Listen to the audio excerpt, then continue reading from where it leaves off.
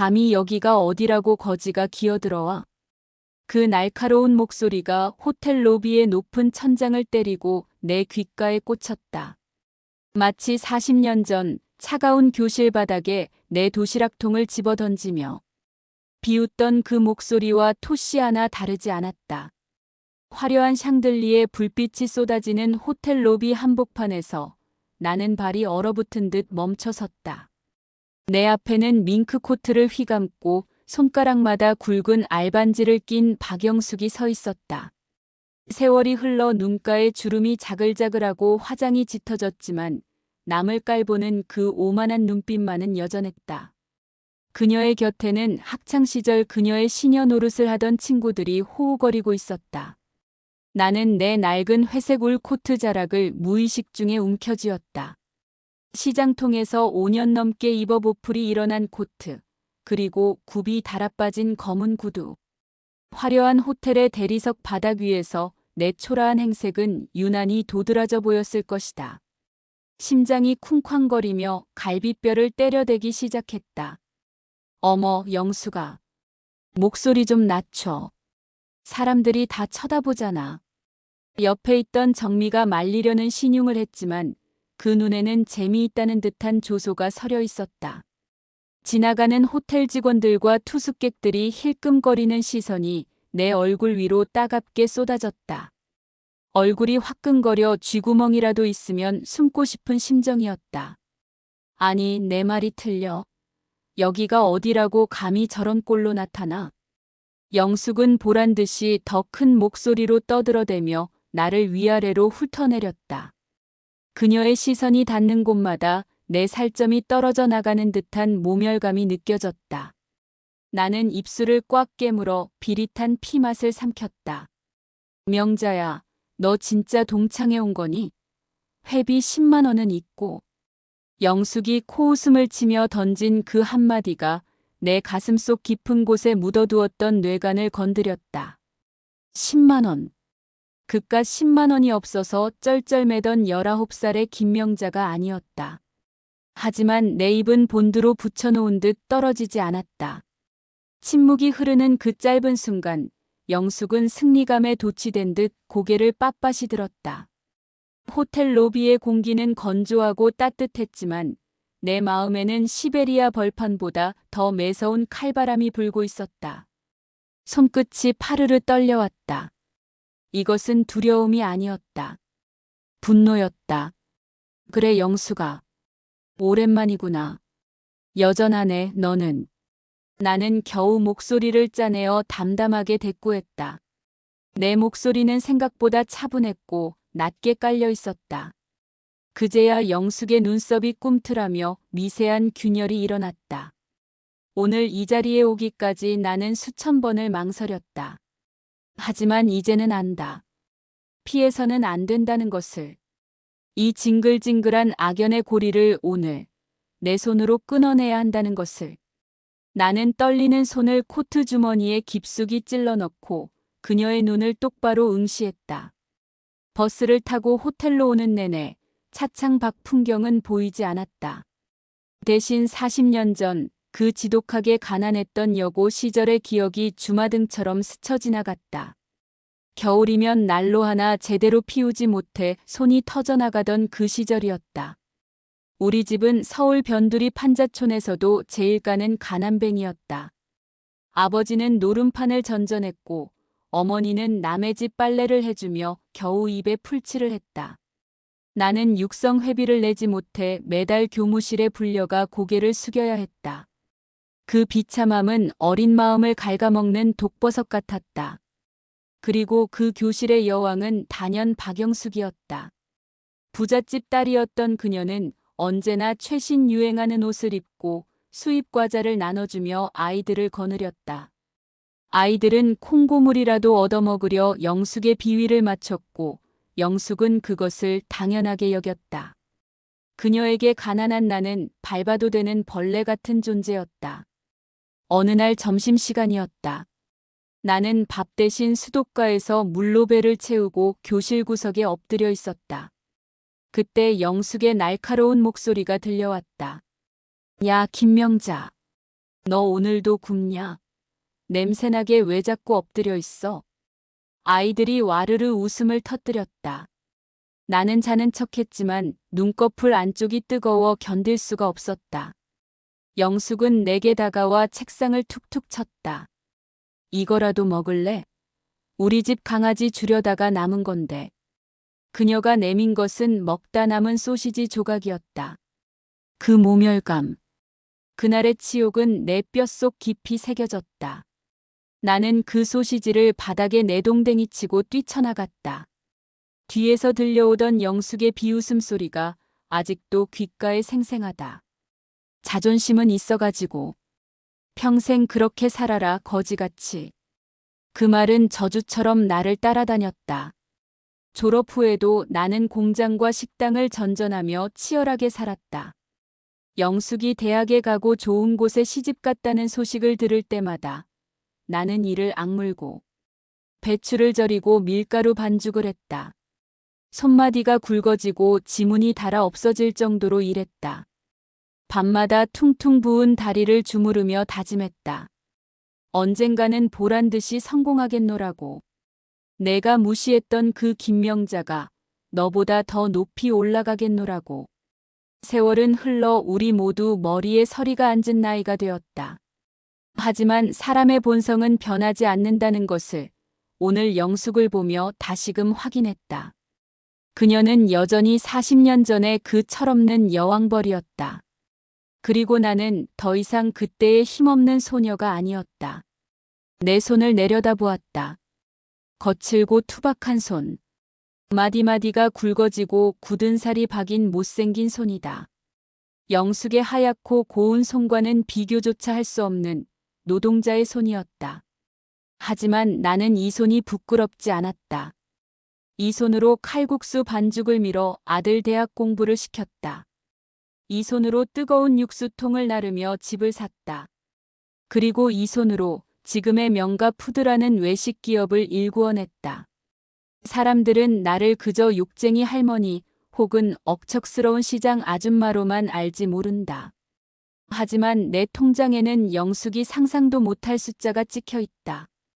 강남의 빌딩 2채, 그리고 전국에 50개가 넘는 칼국수 프랜차이즈 매장. 이 모든 것이 내 피와 땀으로 이룬 성과였다. 나는 거치장에 돈을 쓰는 대신 내실을 다지는 데 평생을 바쳤다. 오늘 내가 입고 온 이 낡은 코트는 내가 처음 장사를 시작해서 큰 돈을 벌었을 때 산 옷이다.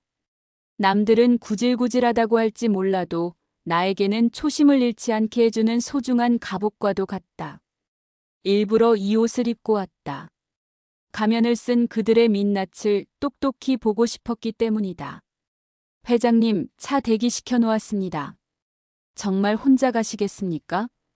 출발 전 내 비서인 김 실장이 걱정스러운 얼굴로 물었었다.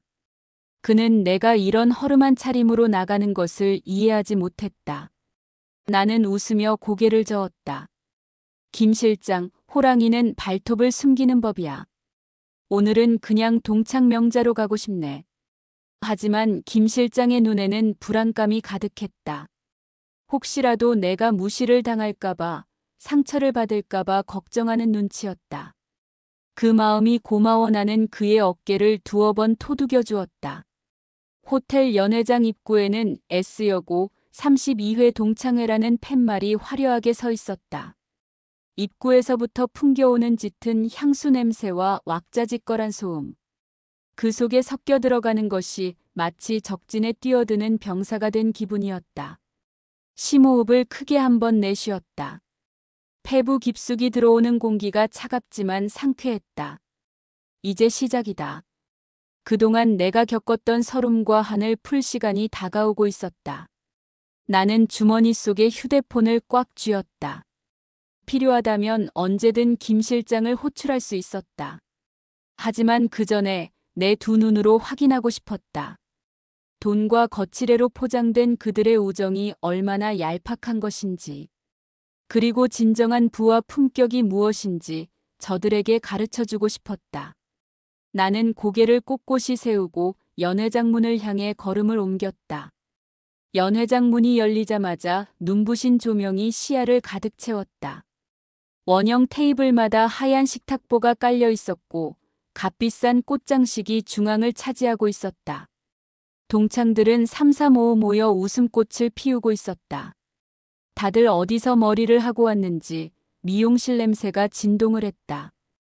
어머, 누구니? 혹시 명자? 세상에, 정말 명자네. 살아있었구나.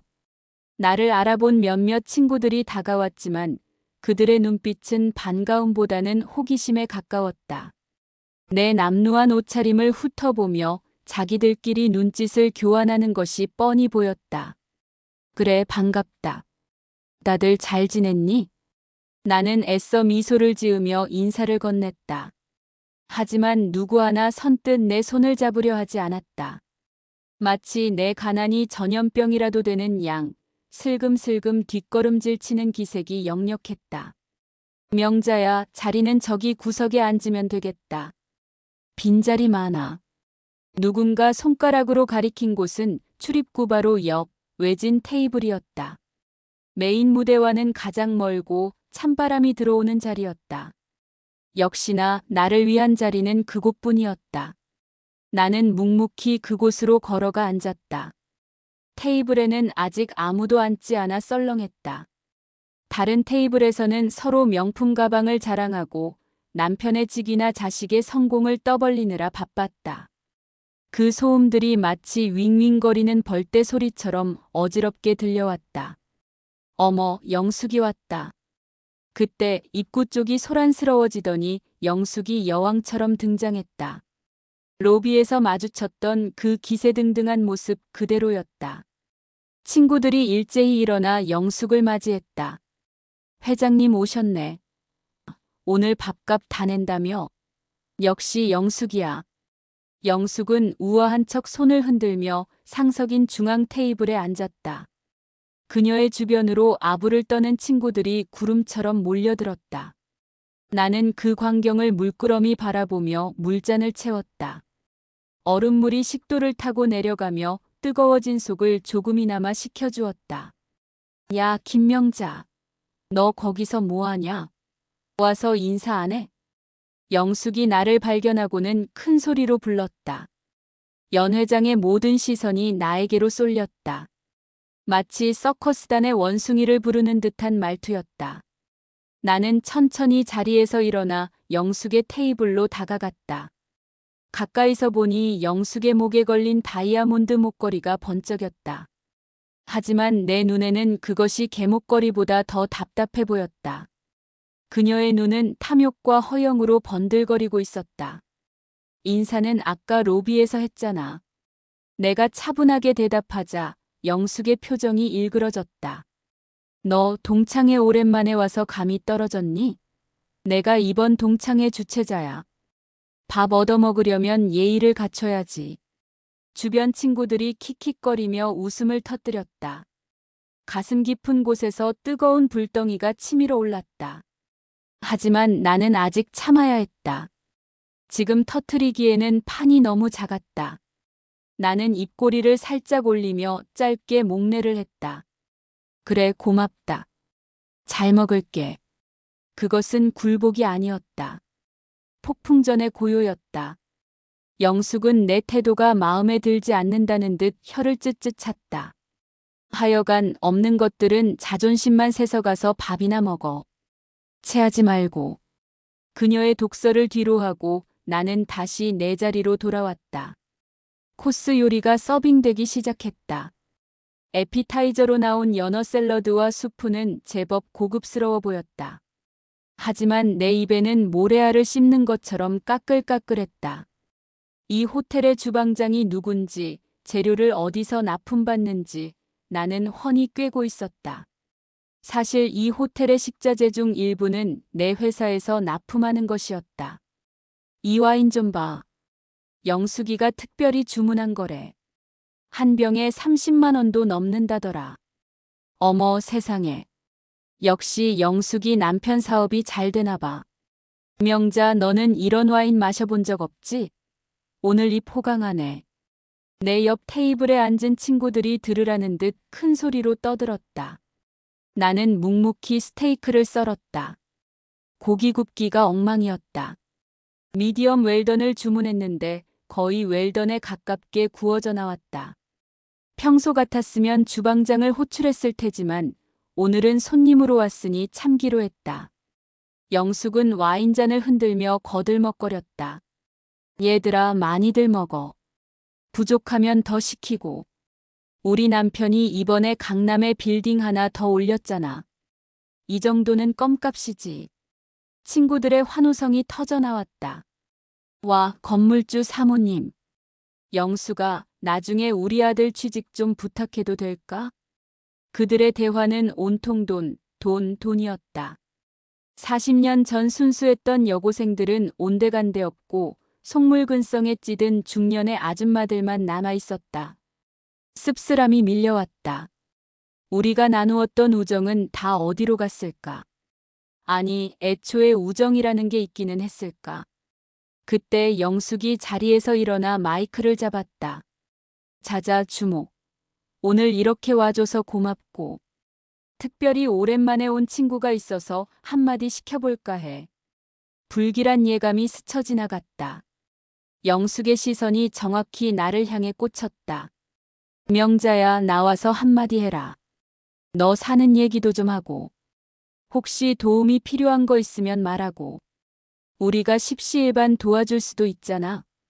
연 회장은 순식간에 조용해졌다. 이것은 명백한 조리돌림이었다. 나를 거지 취급하며 공개적으로 망신을 주겠다는 신보였다. 나는 천천히 냅킨으로 입을 닫고 자리에서 일어났다. 다리가 조금 후들거렸지만 겉으로는 내색하지 않았다. 마이크를 잡으러 나가는 그 짧은 길이 천리길처럼 멀게 느껴졌다. 수십 개의 눈동자가 나를 찌르듯이 쳐다보고 있었다. 무대 위로 올라가 마이크를 잡았다. 조명이 내 얼굴로 쏟아졌다. 눈이 부셨다. 객석 중앙에 앉은 영숙이 팔짱을 끼고 비릿한 웃음을 흘리고 있었다. 어디 한번 해보라는 식이었다. 반갑다, 친구들아. 김명자다. 내 목소리가 스피커를 통해 연 회장에 울려 퍼졌다. 영숙이가 나를 많이 걱정해주는 것 같은데 나는 잘 지내고 있어. 밥 굶지 않고 남한테 손 벌리지 않고 산다. 아이고, 그래. 시장에서 장사한다며? 요즘 경기도 안 좋은데 힘들지 않니? 영숙이 마이크도 없이 큰 소리로 끼어들었다. 우리 집 파출부 아줌마도 요즘 힘들다고 난리던데. 너도 필요하면 우리 집 와서 일이라도 할래? 내가 시세보다 더 쳐줄게. 좌중에서 폭소가 터져 나왔다. 누군가는 킬킬거렸고 누군가는 안쓰러운 표정을 지었지만 말리지는 않았다.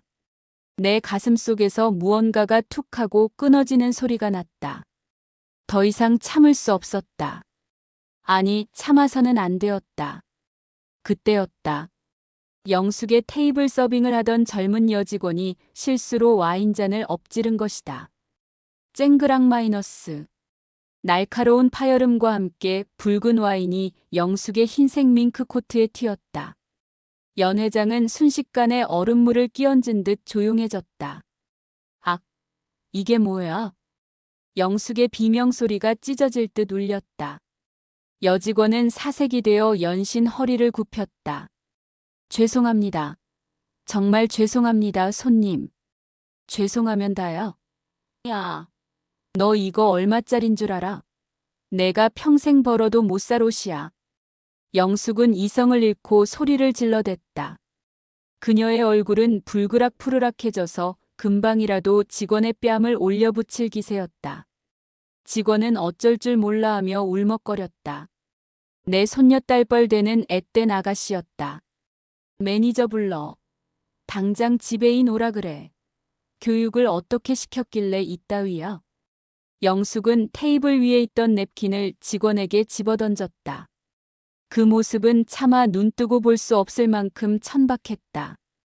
주변 친구들도 덩달아 거들었다. 어머, 어떡해. 저 비싼 옷을 아가씨 정신 안 차려. 나는 무대에서 내려와 영숙의 테이블로 성큼성큼 다가갔다. 내 안의 분노가 임계점을 넘었다.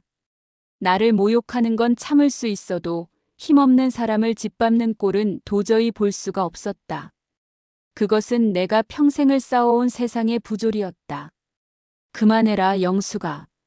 내 목소리는 낮고 서늘했다. 영숙이 획고개를 돌려 나를 쏘아봤다. 너는 또 뭐야? 빠져. 주제넘게 어디서 참견이야? 실수잖아. 세탁비 물어주면 될 거 아니야.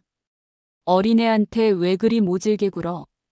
나는 직원을 내 등 뒤로 감싸며 영숙을 노려보았다. 직원은 내 등 뒤에서 흐느끼고 있었다. 그 작은 떨림이 내 척추를 타고 고스란히 전해졌다.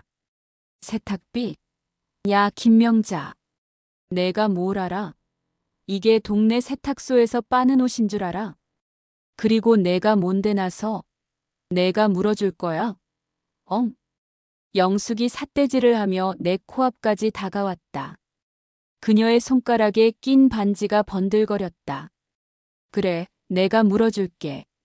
얼마면 되니? 내가 담담하게 말하자 영숙은 기가 막히다는 듯 헛웃음을 터뜨렸다. 하, 얘가 진짜 돌았나? 야, 내가 평생 붕어빵 팔아도 이 옷값 못 물어줘. 주제 파악 좀 해라, 제발. 사람이 옷보다 귀한 법이야. 돈 좀 있다고 유세 떨지 마. 추하다, 영숙아. 내 말에 영숙의 눈이 뒤집혔다. 뭐? 추해? 이 거렁뱅이 같은 년이 어디서 훈계질이야. 영숙이 손을 들어 내 뺨을 내리치려 했다. 주변에서 어머 하는 비명소리가 터져나왔다. 하지만 그녀의 손은 내 뺨에 닿지 못했다. 내가 그녀의 손목을 낚아챘기 때문이다. 매일 밀가루 반죽을 치대며 다져진 내 악력은 생각보다 셌다. 영숙은 비명을 지르며 발버둥 쳤다. 이거 안 나? 아파. 이거 놓으라고. 너는 40년 전이나 지금이나 똑같구나. 껍데기만 화려했지 속은 썩어 문드러졌어. 나는 그녀의 손목을 거칠게 뿌리쳤다. 영숙은 중심을 잃고 의자에 주저앉았다. 그녀의 헝클어진 머리와 일그러진 표정. 그것이 박영숙의 진짜 얼굴이었다. 연회장은 난장판이 되었다. 영숙은 분을 이기지 못해 씩씩거렸고 친구들은 어쩔 줄 몰라하며 눈치만 보고 있었다. 그때 연회장 문이 벌컥 열리며 정장을 입은 중년 남성들이 급하게 들어왔다. 이 호텔의 총지배인과 간부들이었다. 무슨 일입니까? 소란스럽다는 보고를 받고 왔습니다. 총지배인이 당황한 표정으로 상황을 살폈다. 영숙은 구세주라도 만난 듯 벌떡 일어나 지배인에게 달려갔다. 당신이 책임자야? 직원 교육을 어떻게 시키는 거야? 내 옷 다 망쳤잖아. 그리고 저 거지 같은 여자가 행패를 부리고 있다고. 영숙은 나를 손가락질하며 악을 썼다. 총지배인의 시선이 영숙의 손가락 끝을 따라 나에게로 향했다. 그 순간 지배인의 눈이 휘둥그레졌다. 그는 자신의 눈을 의심하는 듯 안경을 고쳐 썼다. 회 회장님? 지배인의 입에서 나온 단어에 영숙의 떠들썩하던 입이 딱 멈췄다. 연회장 안의 공기가 일순간 진공 상태처럼 변했다. 모두가 귀를 의심했다. 방금 뭐라고 했지? 회장님? 지배인은 영숙을 제치고 내 앞으로 달려와 90도로 허리를 숙였다. 뒤따라온 간부들도 일제히 고개를 숙였다. 김 회장님, 오신다는 연락도 없이 어쩐 일이십니까? 미리 알았더라면 의전팀을 대기시켰을 텐데 송구합니다. 나는 헝클어진 옷매무새를 가다듬으며 차갑게 말했다. 박 지배인, 자네 호텔 관리를 어떻게 하는 건가? 손님이 직원에게 갑질을 하고 행패를 부리는데 아무도 제지하는 사람이 없어. 내 목소리에는 서리빨 같은 위엄이 서려 있었다. 평소에 인자한 할머니가 아닌 수천 명의 직원을 거느린 기업 총수의 목소리였다. 면목 없습니다, 회장님. 시정하겠습니다. 지배인은 땀을 뻘뻘 흘리며 어쩔 줄 몰라 했다. 영숙은 넋이 나간 표정으로 나와 지배인을 번갈아 쳐다보았다. 지배인 양반, 지금 누구한테 회장님이라고 하는 거야? 이 여자가 누군 줄 알고. 이분은 우리 호텔의 모기업인 명가그룹의 김명자 회장님이십니다. 무례를 범하지 마십시오. 지배인의 호통에 영숙의 다리가 풀려 주저앉았다. 주변 친구들의 입이 떡 벌어졌다. 명가그룹, 그 유명한 칼국수 프랜차이즈. 이 호텔도 명가그룹 계열사였어. 나는 천천히 영숙에게 다가갔다. 그녀는 공포에 질려 뒷걸음질 쳤다. 아까의 기세등등함은 온데간데 없고 초라하게 떨고 있는 늙은 여자가 있을 뿐이었다. 영수가 아까 내게 일자리 준다고 했었지? 내가 피식 웃으며 물었다. 파출부 일당 시세보다 더 쳐준다고? 고맙긴 한데 어쩌지. 내 시급이 좀 비싼데. 내 남편 회사 1년 매출 정도는 될걸? 좌중에서 헛바람 들이키는 소리가 들렸다. 영숙의 얼굴은 하얗게 질려 백지장처럼 변해 있었다. 이것이 바로 내가 준비한 복수였다. 소리 지르고 머리채를 잡는 것이 아니라 압도적인 위치의 차이를 보여주는 것. 상황은 완전히 역전되었다. 나를 무시하고 비웃던 친구들이 하나둘 슬금슬금 내 눈치를 보며 다가왔다. 명자야, 아니 회장님. 몰라 봬서 미안해. 우리가 눈이 삐었지. 어머, 나는 처음부터 명자 내가 범상치 않다고 생각했어. 옷이 수수해서 그렇지 귀티가 흘렀다니까. 역겨웠다. 이것이 자본주의의 민낯이고 인간의 얄팍한 본성이었다. 나는 손을 들어 그들의 접근을 막았다. 됐다. 듣기 거북하니까 그만두래. 나는 다시 영숙을 바라보았다. 그녀는 아직도 현실을 부정하고 싶은 눈치였다. 거짓말이야. 내가 무슨 회장이야? 시장에서 장사한다고 했잖아. 영숙이 마지막 발악처럼 소리쳤다. 그래, 시장에서 시작했지. 30년 동안 죽기 살기로 일했어. 내가 백화점에서 쇼핑하고 남편 돈으로 호의호식할 때 나는 밀가루 뒤집어 쓰고 육수 끓였다. 그게 지금의 나를 만들었고. 나는 비서 김 실장에게 전화를 걸었다. 김 실장, 지금 연회장으로 들어오게. 잠시 후 말끔한 정장 차림의 김 실장이 서류 가방을 들고 들어왔다. 그는 내게 정중히 인사하고 영숙에게 다가갔다. 박영숙 씨 되십니까? 명가그룹 법무팀입니다. 뭐 법무팀? 왜요? 영숙이 덜덜 떨며 물었다. 방금 직원에게 행한 폭언과 폭행, 그리고 기물 파손에 대해 법적 조치를 취할 예정입니다. 그리고 김 실장은 서류 한 장을 꺼내들었다. 귀하의 남편분 회사인 대성건설, 저희 그룹 하청업체더군요. 다음 달 계약갱신 거는 전면 재검토하겠습니다. 회장님 지시입니다. 그 말은 영숙에게 사형 선고나 다름없었다. 그녀의 남편 회사는 내 그룹의 일감에 의존해 연명하고 있었던 것이다. 아, 안 돼. 명자야. 아니, 회장님. 제발. 영숙이 바닥을 기어 내 다리를 붙잡았다. 눈물 콧물 범벅이 된 그녀의 얼굴은 비참하기 그지없었다. 내가 잘못했어. 내가 미쳤었나 봐. 한 번만 봐줘. 우리 그이 알면 나 쫓겨나. 제발. 나는 차갑게 내 다리를 붙잡은 그녀의 손을 내려다보았다. 40년 전 소시지를 던져주며 비웃던 그 얼굴이 오버랩되었다. 그때의 내가 느꼈던 비참함을 이제 그녀가 느끼고 있었다. 하지만 통쾌함보다는 씁쓸함이 더 컸다. 영수가 사람은 뿌린 대로 거두는 법이야. 나는 그녀의 손을 떼어냈다. 그리고 밥값은 내가 낸다. 오늘은 내가 쏘는 거니까 마음껏들 먹어. 단 박영숙 너는 빼고. 나는 지배인에게 눈짓을 했다. 이분 정중히 밖으로 모셔. 우리 호텔 물 흐리지 않게. 지배인이 보안 요원들을 불렀다. 영숙은 끌려나가면서도 내 이름을 부르며 울부짖었다. 명자야, 친구야, 제발. 친구라는 단어가 저토록 가볍고 역겨울 수 있다는 것을 처음 알았다. 연회장 문이 닫히고 영숙의 목소리가 사라지자 실내에는 무거운 정막만이 감돌았다. 나는 깊은 한숨을 내쉬었다. 오래 묵은 체증이 내려가는 것 같으면서도 가슴 한구석이 뻥 뚫린 듯 허전했다. 영숙이 끌려나간 후 동창의 분위기는 싸늘하게 식었다. 아무도 감히 입을 열지 못했다. 나는 더 이상 그 자리에 있고 싶지 않았다. 가짜 웃음과 압으로 가득 찬 이곳은 내 자리가 아니었다. 다들 맛있게 먹고 가라. 나는 먼저 일어날게.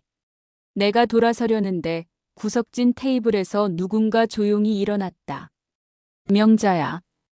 익숙하고 따뜻한 목소리였다. 정희였다. 정희는 고등학교 때 유일하게 나를 무시하지 않고 도시락을 나눠 먹던 친구였다.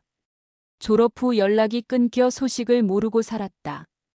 오늘 그녀도 구석자리에서 말없이 이 모든 상황을 지켜보고 있었다.